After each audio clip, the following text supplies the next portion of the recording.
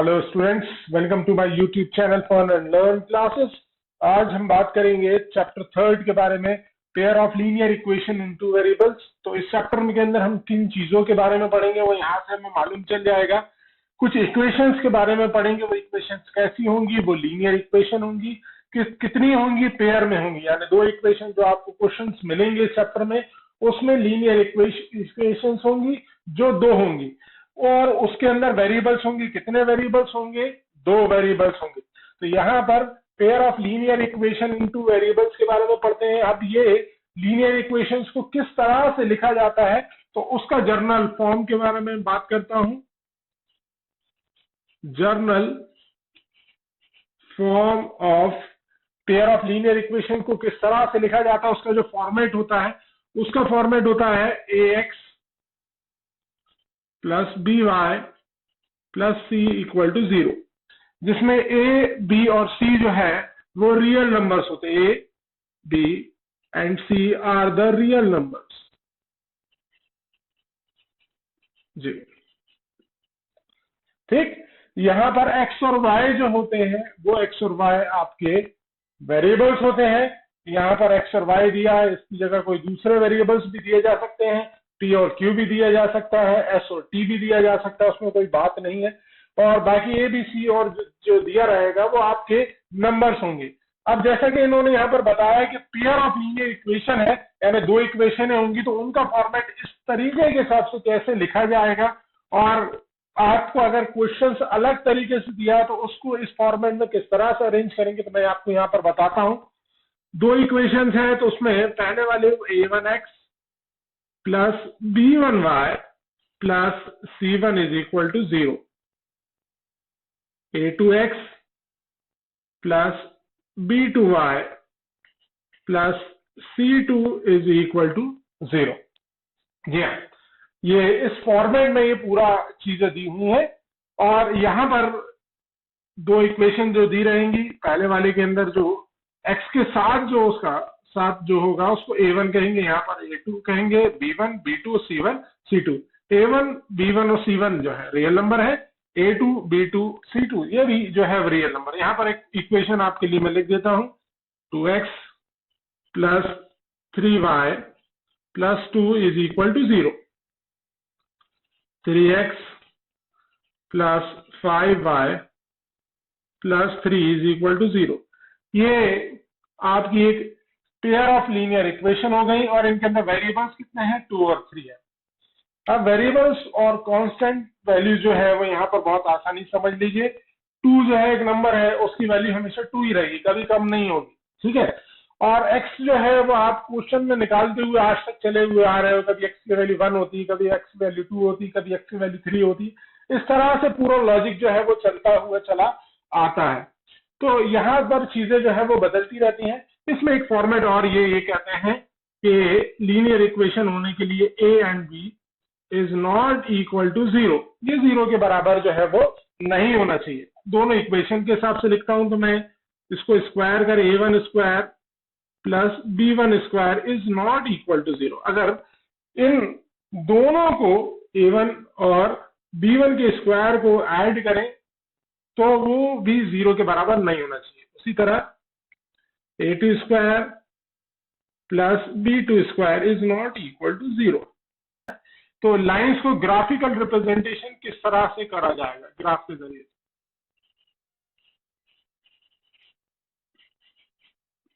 Graphical representation.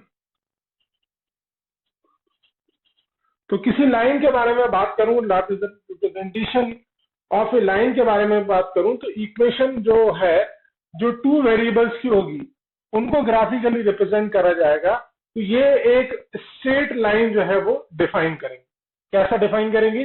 अगर फिर से मैं बात कर रहा हूं, ग्राफिकल रिप्रेजेंटेशन किसी लाइन का 2 वेरिएबल के लिए आप डिफाइन करते हो तो वो एक स्ट्रेट लाइन जो है वो डिफाइन होती है। अगर किसी एक प्लेन है हमारे पास, उस प्लेन के ऊपर 2 लाइन एग्जिस्ट करती हैं, 2 लाइनें मौजूद हैं, तो उनके अंदर 3 तरह की जो कंडीशंस है वो हो सकती हैं। पहली कंडीशन ये हो सकती है कि जो दोनों लाइंस हैं टू लाइंस, दोनों जो लाइन है वो इंटरसेक्ट करेंगी, two line will intersect, like एक लाइन ये, एक लाइन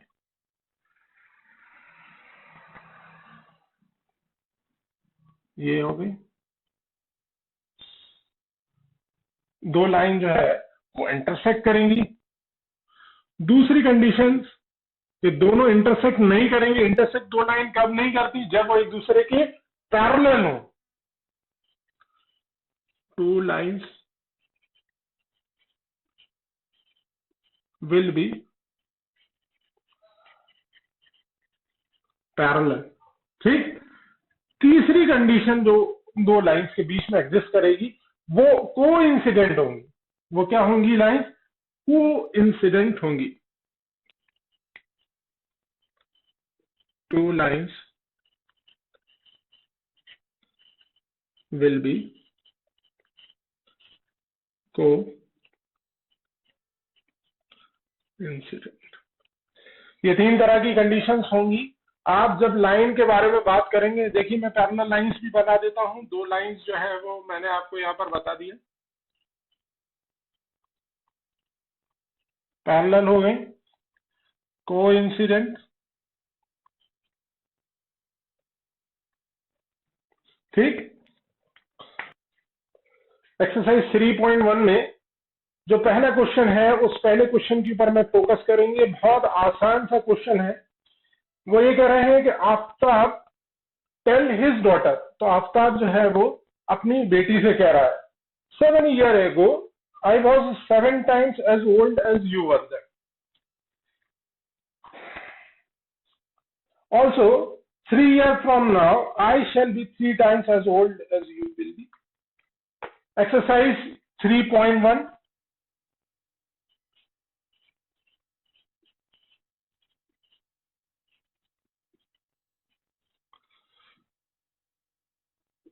पहले क्वेश्चन की बात कर रहे हैं। पहले क्वेश्चन के अंदर वो कह रहे हैं कि आफ्ताब जो है अपनी बेटी से कह रहा है, 7 साल पहले मेरी जो एज थी वो आपसे जो है वो 7 गुना ज्यादा थी। तो मैं सबसे पहले ऐसे क्वेश्चनों में सबसे पहले हम ये करते हैं कि आप दोनों की प्रेजेंट एज मानेंगे। तो हम अज्यूम करेंगे let the present age of Aftab be X. ठीक है, उसको जो चीज नहीं मालूम, जो चीज हमको नहीं मालूम, हमने उसको क्या मान लिया? एक्स मान लिया। एक्स हमारा वेरिएबल, ये एक्स की वैल्यू किसमें होगी? ईयर्स में, है ना। ठीक, अब बेटी की उम्र दूसरे कंपैरिजन वो भी नहीं मालूम, तो दूसरी like the present age of Aftab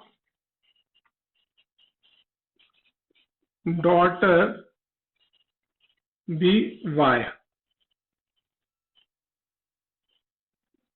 ठीक, यहां पर आफ्ताब की बेटी की उम्र जो है वो। ठीक, अब पहली कंडीशन आप देखिए, पहली कंडीशन में कह रहे हैं 7 साल पहले। अभी एज जो है आफ्ताब की एक्स है, तो 7 साल पहले कितनी एज होगी? इसमें से 7 माइनस कर देंगे तो कितनी? 7 साल पहले।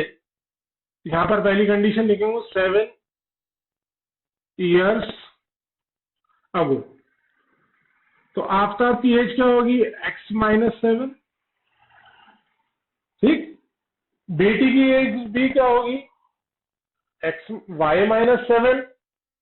आफ्ताब ये कह रहा है कि मैं 7 साल पहले अपनी बेटी से कि मैं आपसे 7 गुना बड़ा था, तो इक्वल टू 7। बेटी की 7 साल है, अभी एज y है, 7 साल पहले कितनी होगी? y minus 7। तो ये आपकी पहली कंडीशन बन गई। आप इसको मल्टीप्लाई कर दीजिए, y minus 7 is equal to 7 का मल्टीप्लाई y से हुआ 7y, 7 का मल्टीप्लाई इधर हुआ तो 49। अब आप जो है जर्नल इक्वेशन जो फॉर्मेट है ax by plus c equal to 0, है ना, इस फॉर्मेट में अपन इक्वेशन को बनाएंगे। तो ये 7y जो है इक्वल टू के एक साइड से दूसरे साइड जाएगा तो उसका साइन चेंज होएगा, प्लस का इधर आके क्या हो जाएगा माइनस का, -7 ये माइनस का है, इधर आके क्या हो जाएगा प्लस। देखिए यहाँ पर देखिए 7 ये आ गया, उसके बाद आपका क्या बचेगा x minus 7y minus plus, तो ये क्या हो गया प्लस 42 इज इक्वल टू 0। ये आपकी पहली इक्वेशन आ गई। दूसरे पार्ट में वो क्वेश्चंस में क्या कह रहे हैं कि 3 साल बाद, इस अभी से मौजूदा जो भी टाइम मान रहा है उससे 3 साल बाद मेरी जो एज होगी, तो आफ्टर 3 इयर्स, ठीक है, 3 साल बाद के बारे में बात कर रहे हैं। तो वो कह रहे हैं कि मेरी एज जो, अच्छा देखिए अभी जो मौजूदा एज क्या है x है, 3 साल बाद आपकी एज क्या हो जाएगी, पहली चीज देख लीजिए x प्लस 3 इक्वल टू, अभी कुछ नहीं कर रहा, और 3 साल बाद बेटी की एज कितनी हो जाएगी y प्लस 3। अब क्वेश्चन देखिए, क्वेश्चन में क्या कह रहे हैं, क्वेश्चन में कह रहे हैं I shall be 3 times as old as you, ठीक है, बेटी से 3 गुना बढ़ जाएगा। तो आपकी 3 साल बाद की एज कितनी होगी x प्लस 3, बेटी की एज कितनी होगी y प्लस 3, आपका बेटी से कितना गुना एज ज्यादा होगी 3 टाइम्स। अब इसको मल्टीप्लाई करके सॉल्व कर लीजिए, x प्लस 3 का y से मल्टीप्लाई होगा 3y, 3 का 3 से मल्टीप्लाई होगा प्लस 9, तो ये प्लस का इस साइड आके क्या हो जाएगा माइनस, प्लस 3 प्लस है इधर आके क्या हो जाएगा minus, equal to 0, x minus 3y minus 6 is equal to 0। और देखिए आपके पास यहाँ पर दोनों जो इक्वेशन आई थी, मैंने दोनों इक्वेशन को यहाँ पर लिख लिया। आप ग्राफिकली कैसे रिप्रेजेंट करेंगे उसके बारे में मैं देखूंगा। तो यहाँ पर एक वेरिएबल की वैल्यू रखूंगा और उस वेरिएबल की वैल्यू को चेंज करने की वजह से दूसरे पे क्या इफेक्ट होगा वो देखेंगे। पहली जो इक्वेशन आपको नजर आ रही है, इस इक्वेशन में मैं अगर x की जगह क्या रख दूं 0 रख दूं, तो x 0 रख दूं तो क्या बचेगा यहाँ पर बचेगा -7y plus 42 is equal to 0, -7y ये प्लस का 42 इधर आके क्या हो जाएगा माइनस का 42, माइनस से माइनस कैंसिल आउट हुआ, 7y is equal to 42, y is equal to क्या हो जाएगा 42 बाय 7, 7 1 7, 7 6 42, y की वैल्यू आ गई, एक वैल्यू 6 आ गई, ठीक है। तो हमने x की वैल्यू जब 0 रखी तो y की क्या वैल्यू आई, y की वैल्यू आई 6। आप कुछ और वैल्यू ले लेते हैं, आप कुछ आप कहें तो y की वैल्यू लेके देख देते हैं। y की वैल्यू अपन 4 देते हैं, 3 भी ले सकते हैं, 2 भी ले सकते हैं, 1 मैंने 4 ले ली। देखिए y की जगह यहाँ पर मैंने क्या रख दिया 4, y की जगह मैंने 4 रख दिया तो क्या हो जाएगा 7 इंटू 4, 7 4 से कितना हुआ 28 प्लस 42 इक्वल टू 0, यहाँ पर क्या हो गया -28 प्लस, ठीक है। तो 42 में से 28 गए तो कितना बचा भाई प्लस का 14 इज इक्वल टू 0, तो x की वैल्यू आ गई -14, ठीक, एक वैल्यू आ गई माइनस का 14 इस यहाँ पर आई। अब यहाँ पर एक चाहे तो और वैल्यू भी ले सकते हो, मैंने 2 वैल्यू ले ली, काम हो गया। आगे देखते हैं यहाँ पर भी अपन सबसे पहले सबसे आसान यही होता है, तो x की वैल्यू जो है आप 0 रख दीजिए, x की वैल्यू 0 रख दी तो क्या बचेगा 3y minus 6 is equal to 0 हो जाएगा, -3y ये माइनस का इधर आके क्या हो जाएगा प्लस का 6, तो y की वैल्यू क्या हो जाएगी 6/3, इधर है मल्टीप्लाई इधर आएगा तो क्या आ जाएगा डिवाइड में, 3 1 3, 3 2 6, तो y की क्या वैल्यू आ गई माइनस का 2, x की वैल्यू 0 है तो y की क्या वैल्यू आ रही है -2। अब y की कोई अब वैल्यू रख लेते हैं, ले लेते हैं, y की वैल्यू ले ली मैंने 2, y की जगह मैं यहाँ पर 2 रख दूंगा तो क्या बचेगा देखिए x 3 into 2 -6 is equal to 0, तो x की वैल्यू जो है -6 इक्वल टू 0। तो x की वैल्यू माइनस माइनस प्लस हो गया, -12 हो गया, इधर आके क्या हो जाएगा प्लस का 12। तो ये वैल्यू आ गई y की, आपने 2 रखी तो x की वैल्यू आ रही है 12। अब मैं यहाँ पर आपको इसका ग्राफ बनाएंगे। ये आपकी एक्स एक्सिस हो गई, ये आपकी वाई एक्सिस, ठीक है। हॉरिजॉन्टल जो होता है वो एक्सिस होती है, वर्टिकल जो होता है वो वाई एक्सिस होती है। ये यहाँ पर देखिए ये वैल्यू हो गई आपकी 0, ठीक है।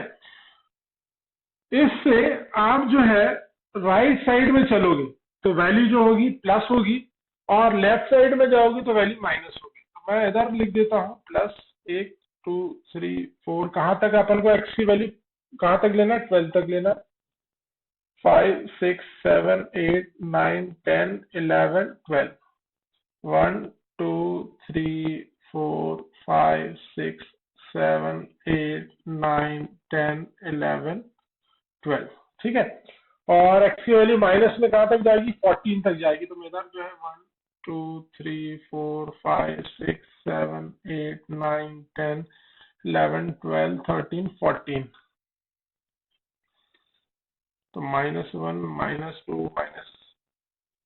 -3 -4 -5 -6 -7 8 -9 -10 -11 12 और माइनस का 13। अब ऊपर जाएंगे तो वैल्यू प्लस में आएंगे। y की वैल्यू मैक्सिमम कितनी है 6, तो ऊपर में मुझे जो है वो 1 2 3 4 5 6, एक और मैं एक्स्ट्रा बना देता हूँ। y की वैल्यू माइनस में यहाँ तक जाएगी, 1 -2 -3 -4 -5, ठीक है। अब यहाँ पर देखिए जो आपका वैल्यू गिवन है x की वैल्यू, देखिए एक चीज देखिए, x एक्सिस पे y की जो वैल्यू होती है वो 0 होती है। x एक्सिस पे y की वैल्यू 0 होती है और y एक्सिस के ऊपर x की वैल्यू जो होती है वो 0 होती है। दोनों यहाँ पर मिल रहे हैं, इसको ओरिजिन कहते हैं। अब आप देखिए x की वैल्यू जब 0 है, पहली इक्वेशन ये कह रहे हैं, आप इसको यहाँ पर प्लॉट करना चालू करें, ग्राफिकली रिप्रेजेंट कर रहे हैं। तो यहाँ पर x की वैल्यू जब 0 है तो x की वैल्यू 0 होने पर y की वैल्यू 6 आ रही है। x की वैल्यू 0 है तो y की वैल्यू 6, तो y की वैल्यू 6 जो है, तो यहाँ पर मैं लिख दूंगा 0 6, ठीक है। यानी यहाँ पर x की वैल्यू होती है और ये y, ठीक है। अब यहाँ पर ये वैल्यू यहाँ पर क्या रिप्रेजेंट कर रहा है, x की वैल्यू यहाँ पर 0 है और y की वैल्यू कितनी है 6 है। दूसरी x की वैल्यू जहाँ पर माइनस का 14 है और y की वैल्यू 4 है, तो y की वैल्यू 4 इधर में प्लस में कहा यहाँ पर आएगी, और इसको हम यहाँ से इस तरह से ऊपर बढ़ाएंगे, दोनों वैल्यू जहां पर मिलेगी इसको लिखेंगे -14, ठीक है। अब ये जो दोनों वैल्यू आ गई, इन दोनों वैल्यूज को आप ज्वाइन कर दीजिए और ये लाइन जो है वो आपकी ड्रॉ हो जाएगी, ठीक, बहुत आसान।